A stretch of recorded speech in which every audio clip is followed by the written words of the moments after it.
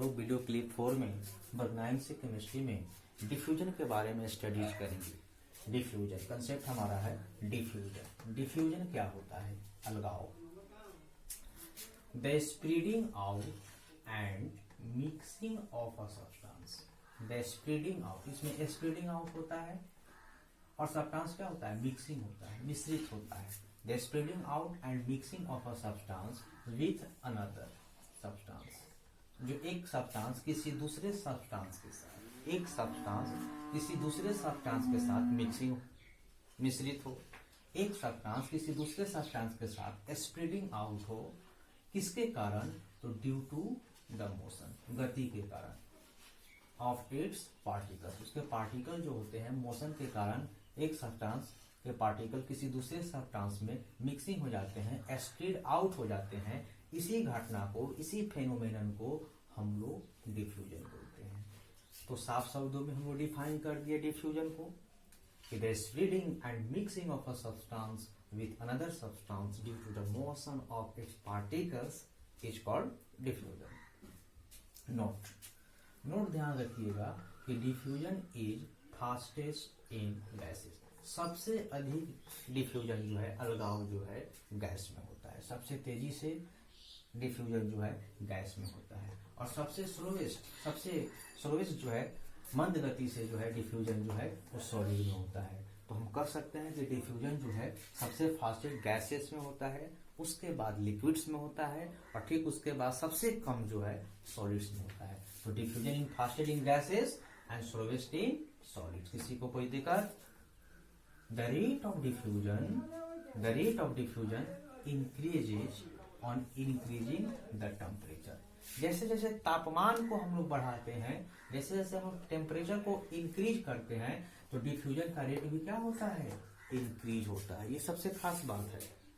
पहला खास बात तो हम लोग देखें कि डिफ्यूजन इन गैसेस फास्टेस्ट होता है, उसके बाद डिफ्यूजन गैसेस के बाद उससे कम जो है लिक्विड्स में होता है, सबसे कम जो है सॉलिड्स में होता है। लेकिन अभी जो पॉइंट बताया गया कि रेट ऑफ डिफ्यूजन इंक्रीजेज।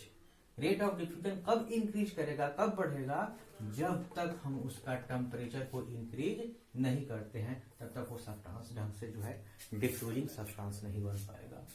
अब यहाँ एग्जांपल के तौर पर एयर लिया गया और ब्रोमीन गैस लिया गया, दोनों को डिफ्यूज करा दिया गया, एक दूसरे में मिक्सिंग कर दिया गया, दोनों को स्प्रेडिंग आउट कर दिया गया। तो ये आपका एयर और ब्रोमीन का जो मिक्सिंग हुआ, तो ये रेड ब्राउन का कलर तैयार हो गया और इस घटना को हम लोग बोलेंगे diffusion of bromine vapour into air. अब हम gases, diffusion in liquids and diffusion in solids. अब हम लोग देखेंगे, नोट ध्यान रखेंगे, जो डिफ्यूजन की घटना घटित हुई, उस घटना में इस नोट का बहुत बड़ा महत्व है। क्यों घटित हुई? The phenomenon of diffusion tells us that the particles of matter are constantly moving. ये जो घटना डिफ्यूजन की घटित हुई, इसमें यह बताया गया हम लोगों को कि पार्टिकल्स के, मैटर के जो पार्टिकल्स होते हैं वो निरंतर जो है गतिशील होते हैं। अब हम लोग देखेंगे डिफ्यूजन इन गैसेस। तो आइए ध्यान देते हैं, जैसा कि आपको बताया गया कि सबसे ज्यादा डिफ्यूजन जो है गैस में होता है, उसके बाद लिक्विड्स में होता है और सबसे कम सॉलिड्स में होता है। तो डिफ्यूजन में इन गैसेस में देखेंगे कि लाइट गैसेस, हल्का जो गैस होता है, light gases diffuse faster than heavy gases. भारी गैसों के अपेक्षा जो हल्का गैस होता है उसका डिफ्यूजन काफी तेजी से होता है। Light gases diffuse faster than heavy gases. Example के तौर पर देखते हैं, द स्मेल ऑफ फूड। जैसे कि गर्म खाना किचन में बनता है तो उसकी खुशबू जो है हमारे नाकों तक पहुंच जाती है और हम लोगों को पता चल जाता है कि कहीं कुछ समथिंग स्पेशल बन रहा है। वहां से काइनेटिक एनर्जी के कारण जो है वह स्मेल हमारे नाकों तक पहुंचता है। तो ये डिफ्यूजन इन गैसेस है। वहीं ठंडा खाना रखते हैं तो उसका स्मेल हमारे पास नहीं पहुंच पाता है, लेकिन गर्म खाना का स्मेल हमारे पास पहुंच जाता है। क्यों? Due to diffusion in gases के कारण, ड्यू टू काइनेटिक एनर्जी के कारण, due to particles of matter constantly moving. So we can say that the smell of food being cooked रहते हैं तो हमको पता चल जाता है। और उसी प्रकार द स्मेल, एक और एग्जांपल देखते हैं, the smell of perfume spreads due to the diffusion of perfume vapours into air. Perfume की खुशबू भी हमारे नाकों तक पहुंचती है, किसके कारण? तो कारण जब आप देंगे कि मैटर पर the particles of matter are constantly moving. अब हम लोग छोटा सा दो टर्म और देखेंगे, diffusion in liquids and diffusion in solids. In liquids के बारे में तो बताया गया डिफ्यूजन इन लिक्विड्स में कि diffusion in liquids is slower then that in gases. Gas की अपेक्षा लिक्विड का डिफ्यूजन काफी स्लो होता है। नोट को ध्यान रखेंगे कि the rate of diffusion in liquids is much faster than that in solid. Solid की अपेक्षा डिफ्यूजन का रेट जो है लिक्विड में क्या होता है, काफी तेजी से होता है। एग्जांपल देखते हैं, the spreading of blue colour of copper sulphate into water.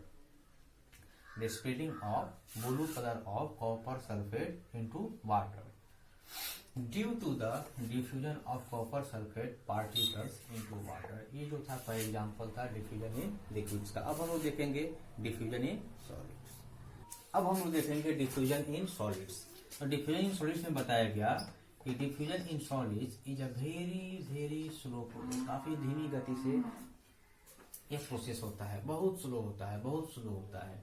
इसमें नोट ध्यान रखना है कि कहा गया कि the diffusion of a solid substance into another solid substance, एक सॉलिड सब्सटेंस किसी दूसरे सॉलिड सब्सटेंस में जो डिफ्यूज करता है, इज सो स्लो, काफी धीमी गति से होता है, that many people think that, अधिकांश लोग ये सोचते हैं कि diffusion does not take place. Diffusion तो हो ही नहीं रहा है, लेकिन ध्यान रखिएगा कि डिफ्यूजन होता है सॉलिड में, लेकिन काफी धीमी गति से होता है। ये था आपका डिफ्यूजन का कंसेप्ट।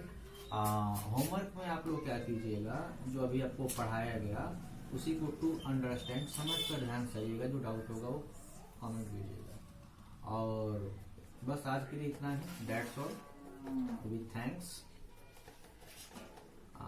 अगली क्लास में आपको फ़ारेनहाइट और सेल्सियस के बारे में सिखाएंगे, फाइंडिंग करना। बस आज की क्लिप में इतना ही। Nice meeting you, good day to all of you.